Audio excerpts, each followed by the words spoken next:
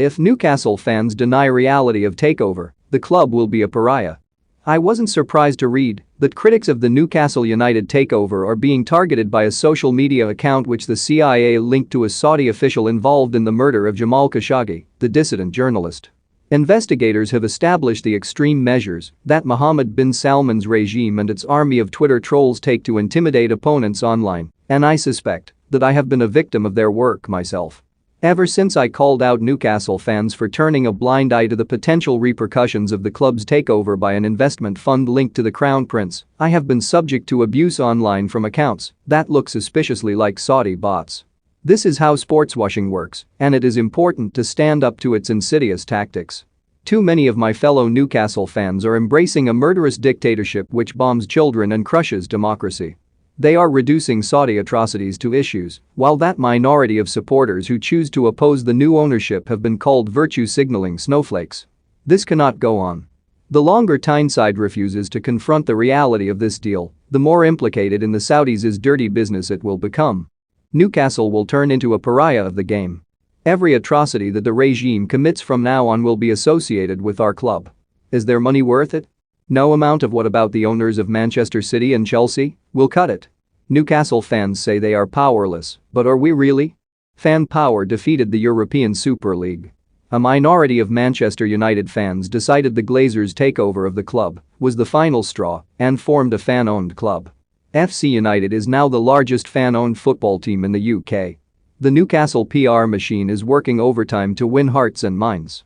The pledge to match fans' food bank donations was a masterstroke, but, from a regime deliberately causing a famine in Yemen, a neighboring country, it was also a sick joke. Bin Salman, chairman of the Saudi Public Investment Fund, has waged a war in Yemen, and the resulting famine is the direct result of the Saudi-led intervention and blockade. Maybe fans groups can suggest that the new owners donate money to alleviate the famine and to rebuild the 1,500 schools in Yemen damaged or destroyed by the war. Some talk about engagement and argue that dealing with the regime will somehow help to change them. This is the tail wagging the dog. Changing the internal policies of the dictatorship is clearly not on their agenda. Politicians and former players assure us that Saudi blood money will be good for the region. But all the perfumes and money of Arabia will not sweeten this deal or wipe away its crimes. The club's tweet in support of Josh Cavallo, the Australian footballer who came out as gay, has been seized upon by those who believe engaging with the homophobic regime can change it. But the club's statement was a hypocritical publicity stunt. The new owner's commitment to the upcoming Rainbow Laces Day and the Newcastle women's team depends on no one mentioning the public flogging of LGBT+ activists and the jailing, sexual abuse and torture of women fighting for equal rights. So, what is to be done? Well, we should not be afraid to bring up the new owner's human rights abuses. Groups like Kick It Out and Show Racism the Red Card should condemn the racism and anti-Semitism of the Saudi state.